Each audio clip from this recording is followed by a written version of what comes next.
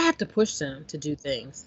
They'll stay in the house all day because we live in the hood. We've always lived in the hood. So for them, it was like, but once they did actually do that, especially when riding the train, because we live in Philadelphia, riding the train for them was like a big deal by themselves at first. And then once they did it, it was like nothing. It was like second nature. With responsibilities, a lot of the time the children want more and more, and it's part of having freedom, responsibility to handle the freedom they're given to spend all day at the mall on Saturday, or babysit, and they're 13 and it's first time. So sometimes the children, the teenagers, push for more, and it's up to us to decide whether they can handle it or whether we're ready for it, or we think they can.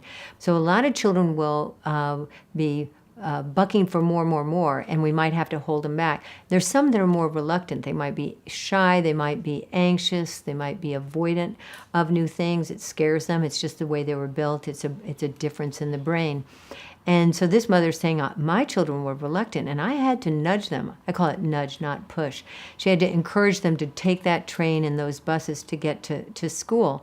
And then once they did it, they were fine, she says. They were probably more than fine. They were probably really proud of themselves that they had been able to do that. They were afraid, they had courage, they were brave, they did it, they could handle it, and they're, a more evolved teenager for it. So there's often those two poles of, pulling them back or encouraging them or letting them have, and sometimes we have to nudge them. A lot of kids don't want to go on that field trip, go to that day camp, go to that sleepaway camp, take that job, and it's our job to sort of support them while they take that on and go in the steps that they can handle. That's why I call it not a push, it's a nudge, because we can't over push.